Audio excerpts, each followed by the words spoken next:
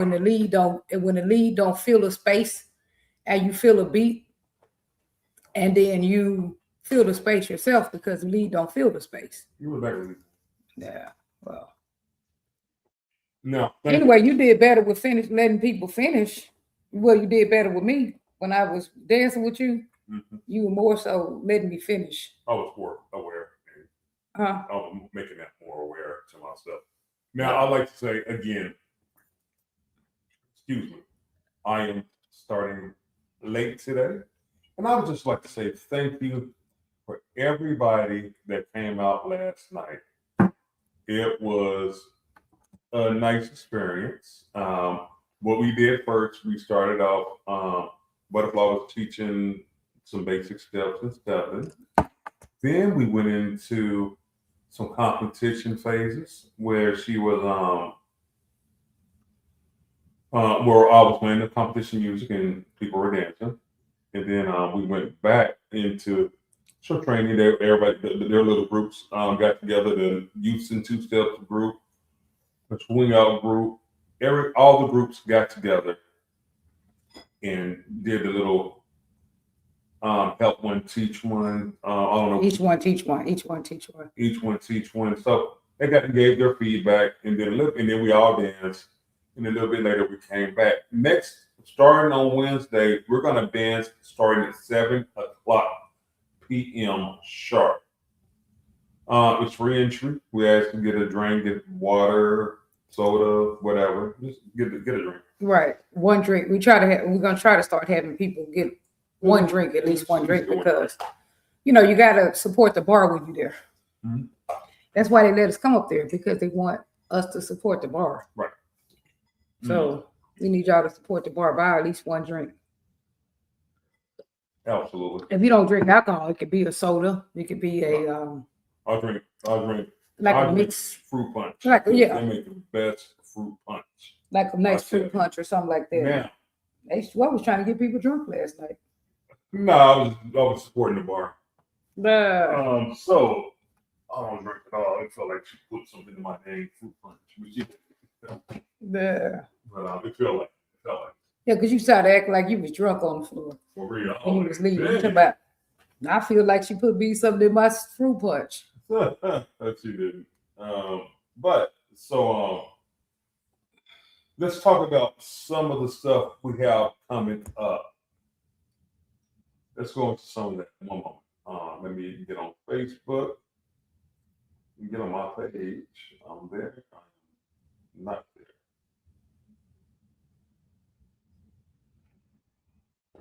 But you know that move right there, that only one that I said, like the back lean, that's a good chance to let a person do something right there. Like, let me dip, let me do something. You know what I'm saying? Yeah, of course. When you got me right there, or do it. But kind of like don't just use that as opportunity. You gotta find some opportunities to do something more than just, Right. Because then they said you did the same thing twice. So you got to make sure you only do, Well, we're not pointing fingers. No, we're not pointing fingers. We talking about me too. Like that. I'm just saying that's the time. We're just trying to figure stuff out what we're gonna do. That's all. Right. No, I was just saying. That's all we're talking about. See how defensive he is? I said that is exactly what we're there to do. It ain't no pointing fingers. That's how defensive he is. I said that is exactly what we're there to do. It's practice. But I'm just telling you that. That's something that's an opportunity. Nothing's wrong. See, look how defensive he is. Nothing's wrong. I ain't saying nothing was wrong. It's okay. That's what we're there to do. I wasn't saying nothing was wrong. I was just telling him it's an opportunity. I promise we'll get together. You won't even practice. Okay, we're gonna get together. Oh, you won't even practice. You think you can just jump up there and competition? Everybody, you see this out there and everything's okay, and she saying you won't even practice. I'm just only then. I'm the one that only when we out. Man, it's okay. We're gonna be fine. You're that. We ain't gonna be fine because we ain't ready. Next topic. Look how he do. That's how he do. Because he's so defensive. Next topic. You can't tell him nothing about a dance or what he doing or anything without him getting. We have the legendary dancing over 50 years. He started dancing in 1965. Bill Perkins will be here in June to do a workshop around my birthday. This is Bill Perkins. He is from Chicago, lives in Chicago. His wife is DJ Lady V. They're coming out. I'm DJ that night, and he's gonna do he's going to slow bop, and he's also going to do walking. I was on the phone with him yesterday. It's incredible. He was playing some oldies. They were oldies but goodies. I mean, it was some of the original walking music walking music and stepping music that he was playing. I was like, man, it took me way back, like I was back with my grandparents. I was like, oh man, for real, that's some good stuff though. So we're gonna have him out June 14th. $10 in advance, 15 at the door, like we always do. Now, our this is a person that I'm trying to. This is sitting in friend request. That page is full. Go ahead. now, it's going to be an excellent workshop, and I'm not putting this with the world's largest because this is some stuff that you want to learn, and then if you can fit in to your dance, then fit it into your dance. But just come out, learn, record. He's coming out of retirement to come here. And then he's going back into retirement. So if you can get some of this stuff and it improves your dance and it makes it look, and you think it works for you and it will help you, I would say use it. But I'm not doing it on the same day so we won't mess up your dance. You know, we're having Snoop. Now that's what I'm saying. That's the next thing that we're doing right here. Let me introduce you to our workshop. We have Chicago Style Stepping, and the person going to teach this workshop is the master instructor, Snoopy King. He's teaching a workshop that's included in your week pass. I do have the hotel. I'm gonna put that out later. We have Sheila Watkins. The get down is real. She brings out the freestylers. So if you don't know get down and you want to learn to get down, Sheila Watkins is the original get down queen, and she's going to be here to show you. They originated it. And my husband is the one who that developed it. The get down. Right. They start doing it or whatever they. Now, last but not least, our boy Chuck. His workshop is not included in our weekend pass. He is charged. I don't know what his fees are. He got them posted, but he will be at a workshop as well. Dr. Butterfly teaches his class. He teaches. Man, his class is massive. Bless you, honey. Yeah. His class is massive online. I mean, I was going to take the class, but I am just too busy. I'm not able to take it. I didn't do it. Yeah. So but I urge men, women, everybody get in that brother's class just as well as Snoop and the Get Down woman, which is Sheila Watkins. It's going to be my coffee.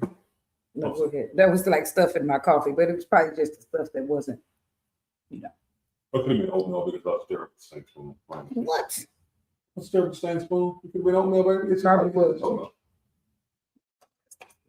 Sorry. We're going.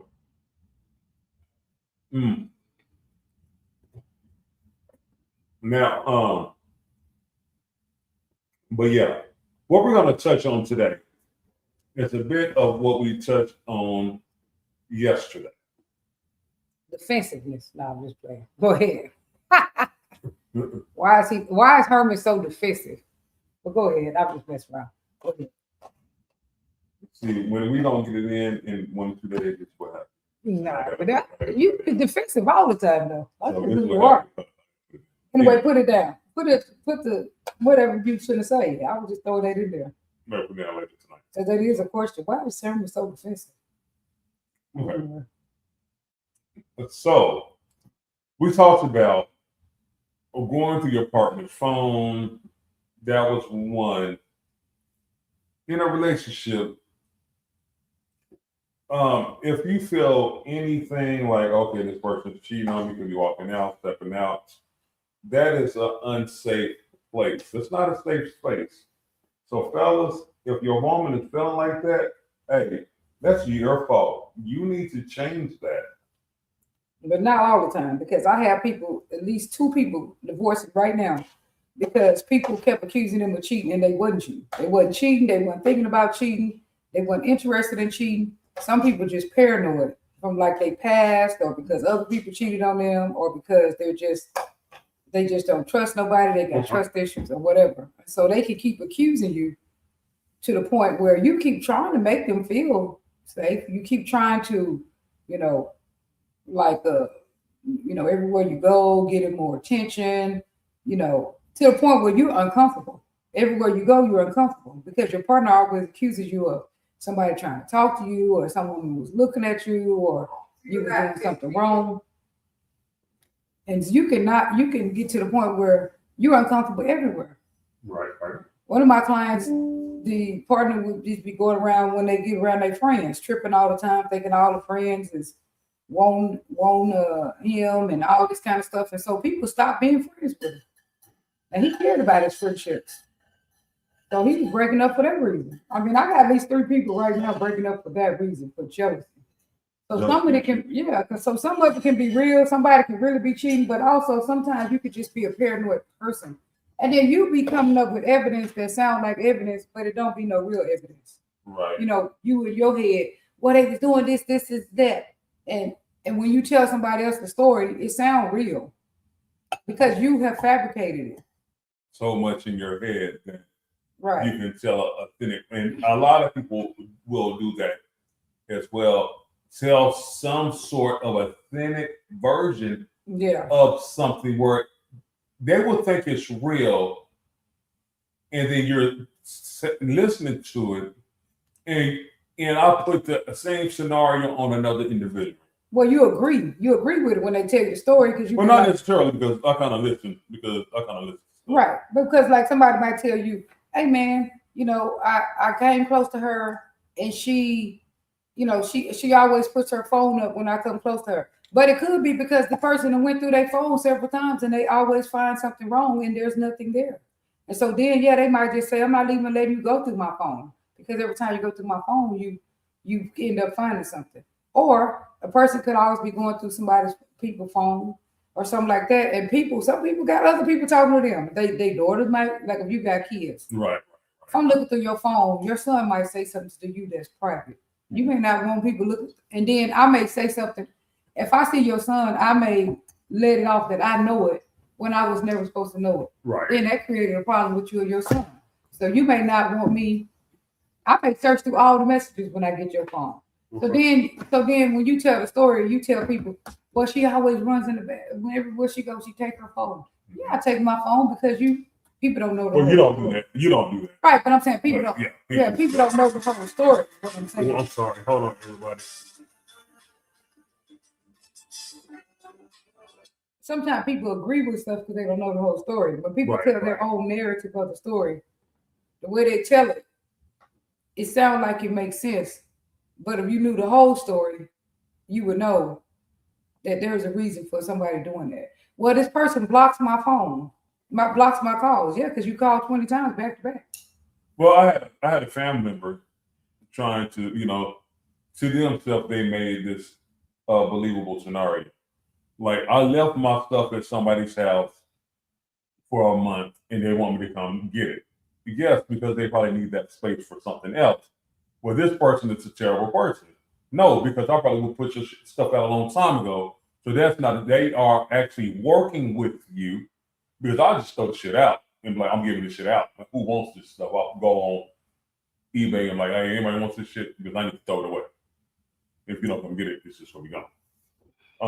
So that's how I would probably handle a situation like that. So the person who was harboring your stuff and keeping your stuff, they're not a bad person. They just need to get you to get your stuff out of their house, out of the location. So, and then somebody will call somebody and be like, hey, they're just terrible people. They want me to do this. That's not a terrible person. What do you think? Well, I mean, I didn't know how that had to pertain to what we were talking about. We was talking about because we talking about relationships. how people can fabricate stories. Right, but that's not a fabricated story. That's Well, in their what mind, happened. but in their mind, that is Right in their mind, they thought it was wrong. Right, But correct. they didn't fabricate it. But I'm talking about how people tell a story, but from their own point of view. right. But they're not telling the truth. But Correct. they're telling the truth that they have made up in their head. Like Exactly. they'll say people was talking. When I came in there, they were all talking, and then once I came in, they got quiet. Right. That's their own. They're telling a story with their own narrative. But the truth is, people didn't get quiet when they came in, but they're telling it. What if you talking? They telling you that, like they're trying to get advice from you, and they come to you and they saying, "What if you about their jealous stuff?" Well, what if you come in every time you come in the room, they be quiet, and so you might say, "Well, that dude seems kind of suspicious," but the truth is, ain't nobody getting quiet when they come in the room. People weren't even talking before they came in there. So all I'm saying is when they tell them the story, they go into people asking for advice. But when they asking for advice, they're putting stuff in there that didn't happen. Well, every time I come around, she jump on me and she she be all in my face. She be all in his face, and she be all in my husband's face, or she A fabricated story or something like that. Right. Yeah. She told him, she calls him every time she needs something, whatever. They just coming up with all kind of scenarios that, every time we come in the club, she asks him to dance first. Like, that don't mean that she like him. Okay, well, but they didn't came up with that. I can prove that they messing around. The way I'm proving that they messing around all these scenarios. Sometimes you may agree when they tell you a story, but the story don't even be true. She don't even always ask him to dance when he come in. Right. She been dancing all night before she comes in. So it's just that's why, like, even as a therapist, I got to be able to read through stories. All right. Well, let me take good more. So that's all I was saying is that sometimes they're not telling the truth. Right. Absolutely. They tell the truth from their point of view. Yep. But that's not really what's happening. That's why I used to tell you. I say I got to deal with real life narratives and your made up narratives. I did have some made up narratives. Yeah.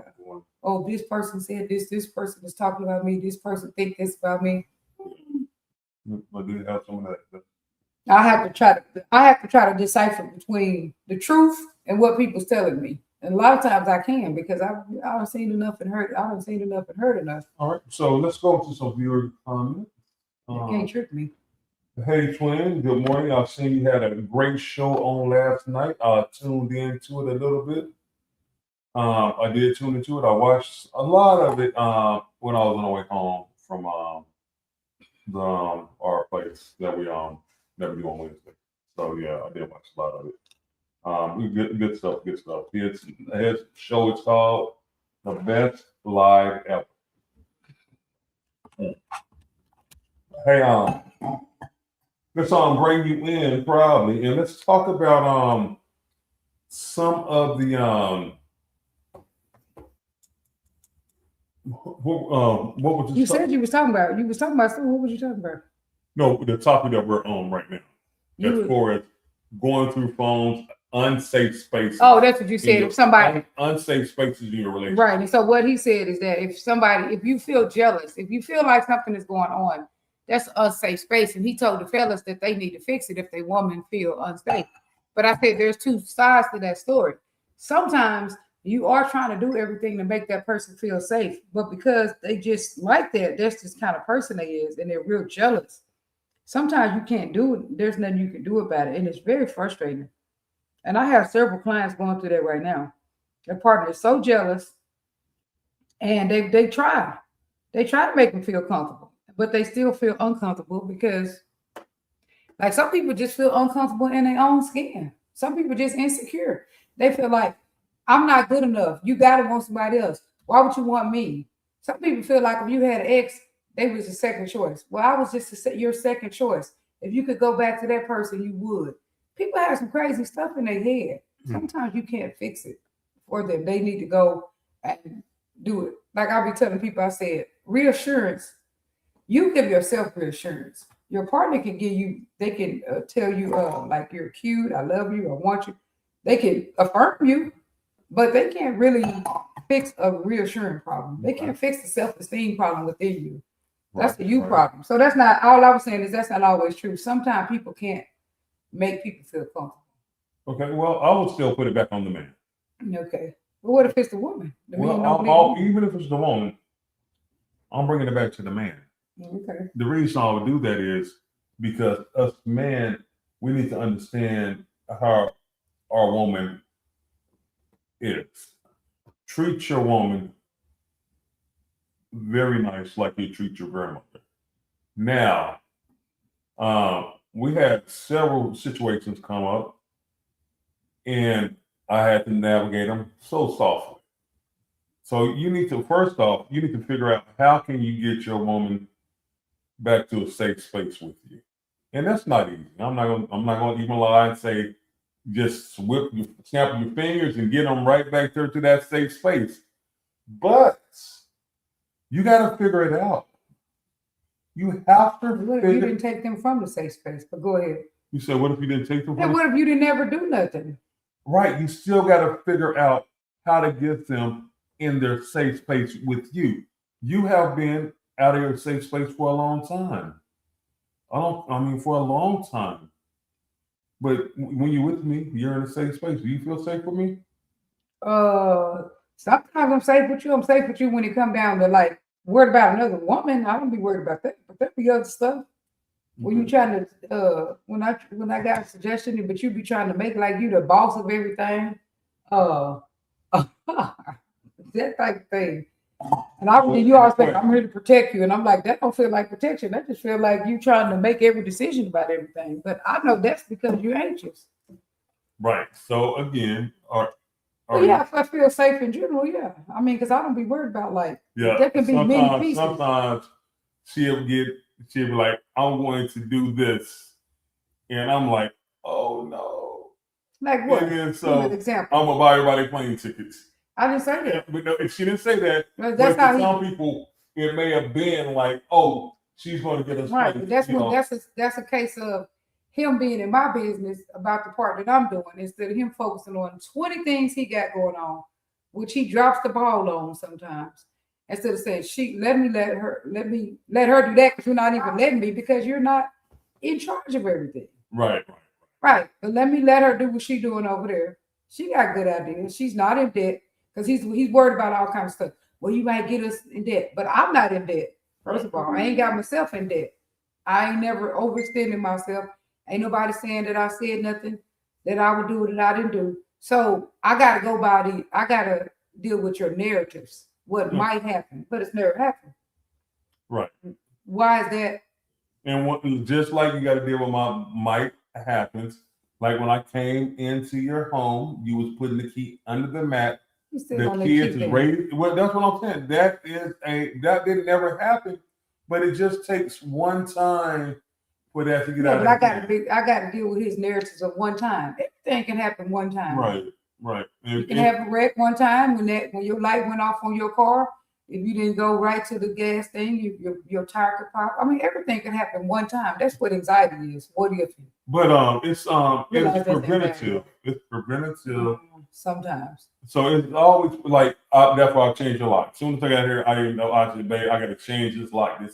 I don't ever want. Even if I told you, even if me and you don't even date anymore, I'm changing this lock. Any man who came in this house that ever seen that should have been the first thing they should have ever done was, hey, I don't even know you. Let me take you to Home Depot. You go buy this lock here. I'm going to put it on your door. There you go. And anyway, some of his preventative measures, the what if this, what if that, that doesn't feel like protection. That feels like trying to get you to think another way. No, that's not trying to get me to think another way. That's like trying to make every decision. Like trying to be like in control of everything, which you can't control everything. You're right. It's kind of hard to control all the stuff you got going on. Right. So my thing is, I was born as a protector. That's how I was raised. I was just protecting my family. I was the first. I was the only male of my mom's, and I learned at a early age I was a protector. And that's what I did from a very long age, was to be the protector. They said they're having a hard time. That thing said it's having a hard time on Facebook. Is that me or your page? That's mine. Look like I don't know. Maybe That's it's yours? mine. But yeah. Yeah, because you just dropped 4 people. Or did. Yeah, from your page. Yeah. Well, maybe they dropped because it's off. Huh? Maybe it's off. Maybe Facebook is off on mine. I don't know. But let me take a look. Hold on, because I'm on your. Yeah, it is. It did go there. Yeah, you're right. They said maybe something has happened with Facebook. Well, mine is on. My folks stayed on. They're still on. Yeah. But yeah, so that's just that. Some people, I mean, you see the red stream. Go to your Facebook. So you actually do have to just listen to people too, you know. Right, honey, you look at your screen where your Facebook is on the top right hand corner. Yeah, that's exclamation point, right? You see that on the top. But if I do this, you told me don't do this because it comes out here. No. Just right. Oh, that's the other one. That's fine. Right. So click on that. And what does it say? Remove. Yeah. Hit remove that one. Remove that one. And then you're gonna go back and add it. Okay. So not mine, just yours. That's all I did. Yeah, save. See if it come back. Is it back? Oh, let me see. It's working. It's back online. Oh, okay. But all right, sorry about that, everybody. We But so that's one errors with our software. So when you tell them to pay attention to their woman, make sure you pay attention to your woman. I pay attention to you a lot. That don't feel like protection. That just feels like I gotta have everything go my way, go to think the way I think it should go. And for people, that doesn't feel like you think, what do you? I mean, you should know that I'm smart enough to figure stuff out. I've been figuring things out, and so like, did you trust me to be able to figure things out? Because just like I told you with your son, it's a thing with us parents thinking, well, I know the right way for everything. Okay, well, matter of fact, I'm glad you brought my son up. We got to stop not think that we know the right way for other people's lives all the time. You know what I'm saying? Because they got to make decisions. If they don't make decisions, how are we helping them if we're trying to make all their decisions and they're not learning to make decisions? So y'all give me a help scenario, because my son called me last night and he said his car has not been working in 3 months. And he said when they told me went to AutoZone, they gave me a printout and they said Bank 1 and Bank 2 has a problem. Now, Bank 1 and Bank 2, that could be your spark plug, the caliper that goes on top of the spark plug, or the wire that's going from the spark plug to the whatever it goes to. So I was like, okay, well, and he said it costs $250 for me to change this, some kind of coil he bought. So I said, man, you better get a mechanic out and have them diagnose your problem, not just run with some printout you had 3 months ago from AutoZone. So he was like, it only costs $300. So I'm like, well, I'm not doing that. If you just want to pay that, go ahead and pay that on your own, but I'm not about to pay that. Now, y'all, I'm asking y'all, what my son is a college student, so I do understand he needs a little help. But I'm telling him to get a diagnosis from a technician that's going to fix his car before you just pay somebody and you pay for a problem that does not exist. But this is the problem that I had with how you did that. Is that then you said, okay, he hadn't sent you them. You had told him to send you them videos, which you were supposed to help him with the videos. You're supposed to be scouting him, his basketball, right? With the video. Right. So so you put them two things together. Oh, why you want me to send you some money? No, I did not do that. No, I did not do that. You didn't hear that conversation. Okay, what was it? What the conversation was, oh, man, you want me to jump on this because he called me with the mechanic on the other line and I'm doing other stuff. I'm like, you want me to jump on this right now? I said, dude, when I ask you for anything, you do not give me that kind of, response. Like, you're going to I said, send me your video so I can help you out with that. He just sent me his videos yesterday when he wanted something. Dude, this is not for me. This is for you. Right, but maybe he didn't want you to do it. But you make it like, okay, if I can't control this situation, I'm not gonna help you. And those two things with our kids, they can ask us for help, but not let them control Right. our And life. like you said, I was like, oh, you didn't It's send not it to the me? same I wasn't thing. even tripping. I was like, wait, cool. That's another free moment I have. No, that didn't happen. Was you wanted to do that too? I didn't want to do it, but if he didn't do it, I mean, what I'm gonna do? I couldn't just like hold his hand and say, send me this stuff. He didn't send it to me until he wanted something. Right. Which to me was okay, that's fine, but you're gonna be stuck in the same predicament. You're gonna be asked for money, and if I don't help you, like, Oh, okay. like, That's the narrative you came up with. Well, if you don't let me help you, and then later well, you I gonna didn't tell him be that. stuck I just said that in my head because you told me not to say that. You said let him do it on his own. if he wants to. Right. So when you told me to let him do it on his own, what I did, I just went ahead and let him decide on what he wanted But to you do. like, well, if you don't let me do, if you want me to do this, you got to do this thing like I want you to do it. If you need me to help you over here, and those two things should not be. It shouldn't be that. Or if I don't let you do this, and then you're not gonna help me here. It should be that. I mean, if my kid asks me for help, I'm gonna help them just because I really don't want my kids going around asking everybody for help because Right. I feel like they should be able to come to me or somebody close in the family. First of all, that. And then because I can allot so much help to them, especially if they just a young college student, I know they're going to need help. But that don't mean that if they ask me something about something else, they gotta let me do it. Okay, because Well, I my could thing is, control that. I'm Now not- I'm not going to do But this. I'm not going to You pay. put all that together. My thing is, I'm not going to pay for a mistake. So he wants to pay for a car part, and he bought the part, and he can take it back to AutoZone. Praise to God, thank you, Jesus. So I'm not about to pay for a guess $300, and then you come back to me. Right. It right. wasn't That that. makes sense. Right, and it's not that. So can you pay for this other thing I'm thinking it is? Absolutely not. I'm not about to do that. Right. No, that made sense. I was just saying the part that you put the two pieces, you put the two things together. If you don't let me, Well, I wanted to let him know, like, look, this is the important role that you put me in your life. When I ask you to do something, you just put me on the back burner. Okay, I'm gonna do that to you. well, So maybe he didn't want you to do that though. no. What I'm saying is, anything. If I ask him to do anything, he put me on the back burner.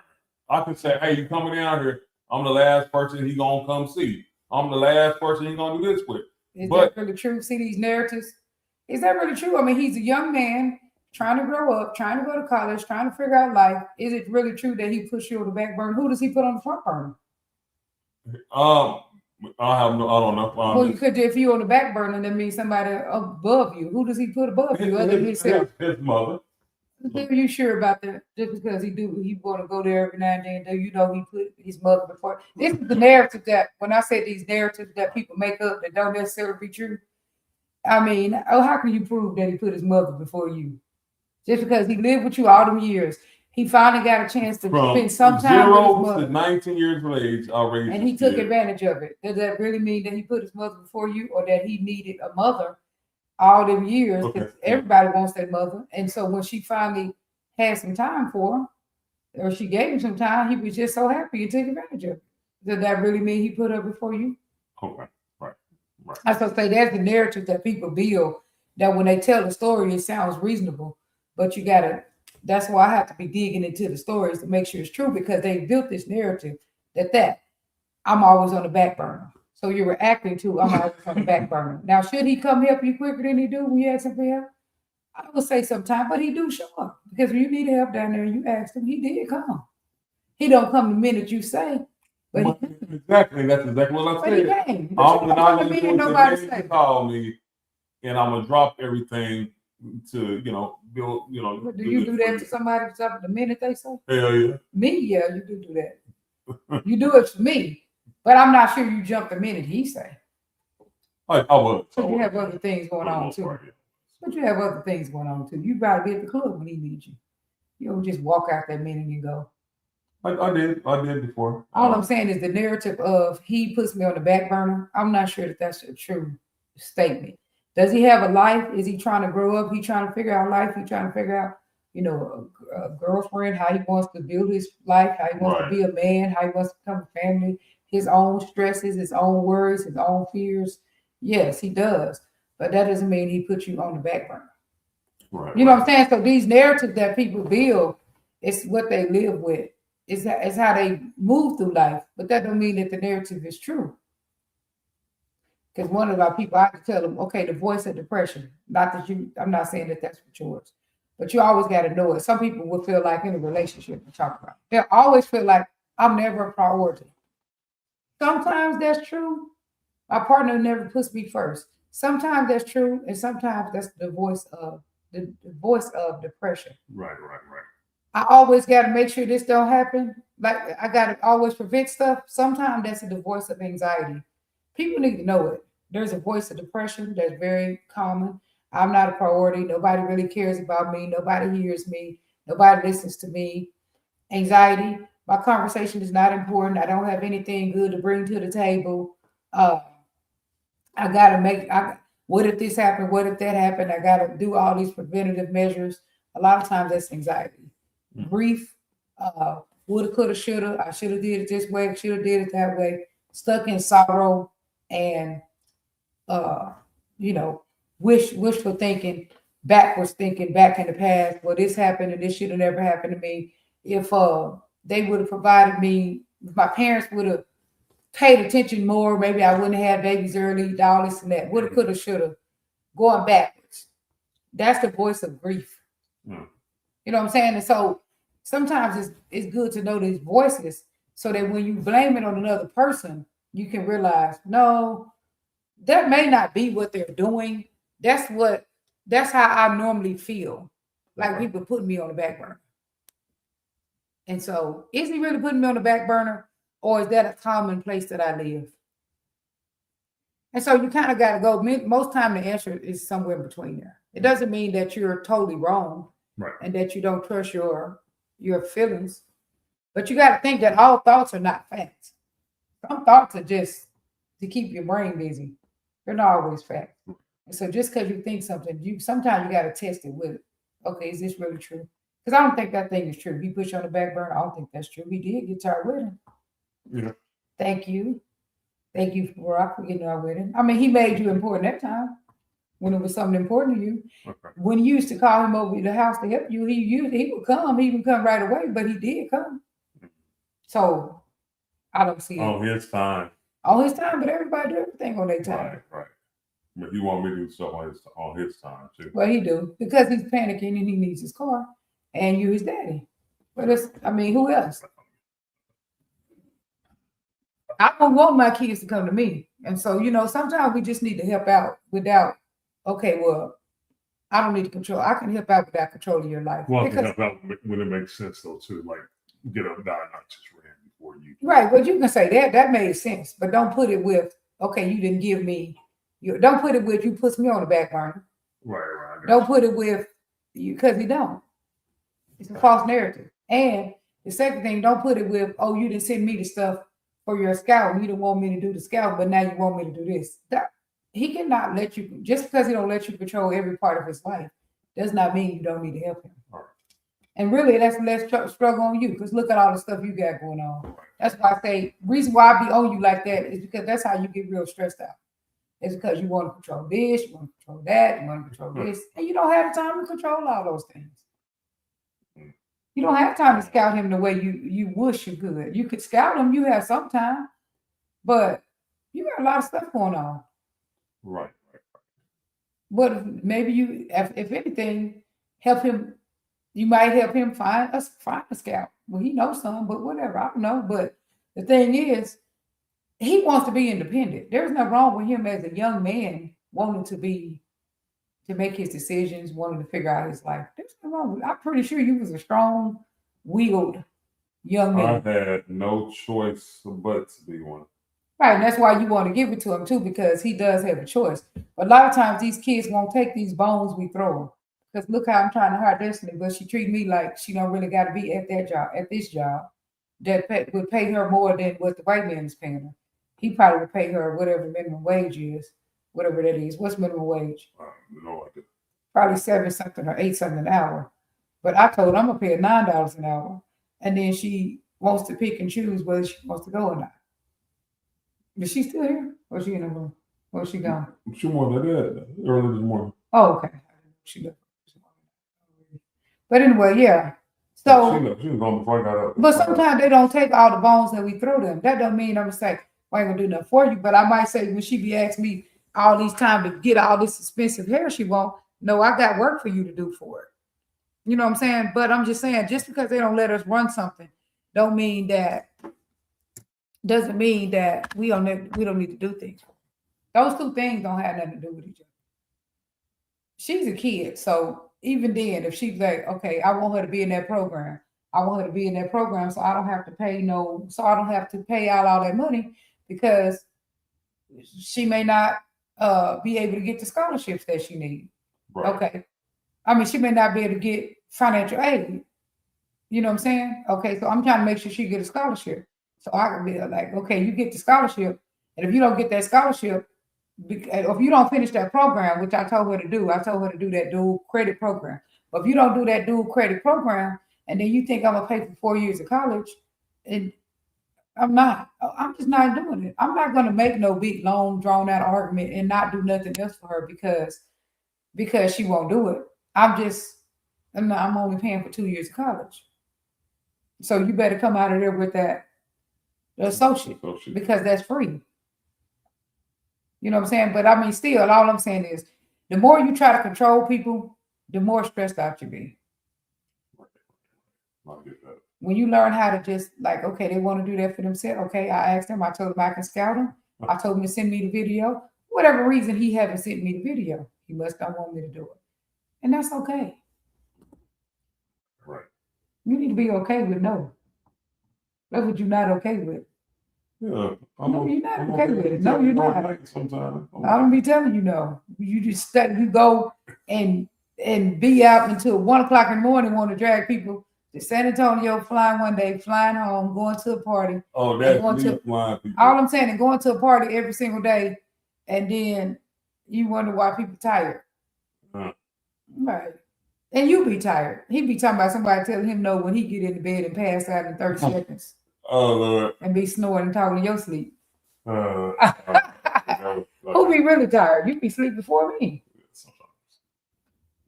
Right. But the point is false narratives. When people tell you something and they're asking you for advice, a lot of times that's not the whole story. But not only that, when you yourself tell yourself a story, a lot of times that's not really the story. That's just false narratives that you have built. So she's an active services person. So you see what I did? I took this necklace off and I was trying to fix it so I can keep her from going too hard on the brother, and that did keep her from going too hard on the brother. That's why I say, brothers, it is your fault. You should know what to do when in that time. Because I kept her from going too hard on me because I'm over here fixing a necklace. And she's like, oh. Right, but not only that, so watch who you choose. But go ahead. Now, we're about to get out of here. So what I'm going to do is go ahead and do our skit rundown one more time. Our usual prelims is July 31st through August 2nd. August 1st will be the prelim main event. We have a pre-party on that Friday, 7 to 1. Then Saturday, we have a line dance party. We have 3 workshops. First workshop is going to be, well, I'm not sure what order they're going in, but it's going to be Snoopy King, the person over the world's largest this year. Then it's going to go into who is Sheila Watkins. She's the Get Down Queen. The Get Down is real. And then we got my homie Chop. He's going to be there as well, doing these workshops. Then we go into Artie and Athena. They are the line dance people that they're gonna do the line dance party, host the line dance party. Then we have the Stepping Collectives. After that, the Stepping Collectives is going to host the evening party. Well, not the evening party, but the day party, which is going to be from 2 to 5. We're going to have an intermission, and then we're going to meet back up, and then we're going to go into the world's largest, which is going to be I'm DJing. DBJ is DJing. So, Ebony D, DJ Ebony D. Ebony D, my bad. Yeah, for sure. He's gonna DJ. Then the Sunday brunch, we're gonna, and then we're gonna have the prelim doing that Saturday night. Then the next day, Sunday brunch, we are gonna have something for everybody in Houston. We're gonna have a grab bag, all dance styles. The day after that, And it's gonna be short. We're gonna have 30-minute grab bags. It'll be So 30 don't think it's gonna stop you from partying that day because it's not. it'll be 30 minutes. It'll be 30 minutes. Yeah. Now, the every Wednesday we are doing something new. Playing the game. Come watch the game. Everybody come bring your own food. They got drink specials. We'll have music. We are practicing for these competitions that's coming up. You got the Soiree. You got the event in Baton Rouge. You have the ISDC. And then last but not least, maybe Did you sign up for the sorority? Or do we gotta sign up? But go ahead, sorry. last but not least, maybe one of the most important ones is ours. Chicago, world's largest Houston prelims, and then you have the world's largest in all the other states, and then the main one, which is going to be in Chicago. So that's what we're practicing for. We're training for that. Come on out and get your training in, get these cobwebs off. We finding a lot out about, hey, I got to start doing some stuff on my feet, because I need to improve on that balance there.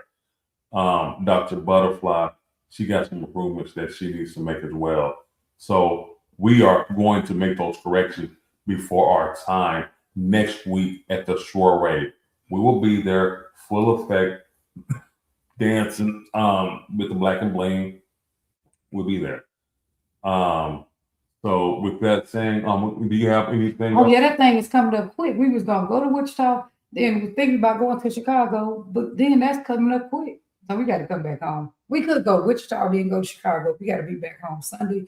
We want to go to the Two-Steppers party, and we need to be back home because Okay, well, if we just gonna we go, just go one day. We'll go to Wichita Friday. Yeah. We'll go to Chicago. We'll leave Wichita, go to Chicago Saturday morning. Go out in Chicago Saturday night, and then we'll come back to Houston for Sunday. Go to the Two-Steppers party. That's a lot of stuff. This go to the Two-Steppers party, and then we'll chill out, and then go to Black and Bling. We'll go Friday. We won't go we can Thursday. come Monday morning. But however that's gonna work. We come Monday morning before you start work. Huh? We come back Monday morning before you start work. No, Sunday. I want to be here. Okay. I'm pretty sure I'm gonna have a full book. All right, go. Well, yeah. Oh, it's crazy. All right, so Oh! like we're gonna do something like that. That's a lot. So all right, cool. So Oh, yeah. Lord. So anyway, let's go ahead and pray out. Lord Jesus, thank you so much for gathering us here. Thank you so much for having the viewers watch us on an everyday basis. I love them.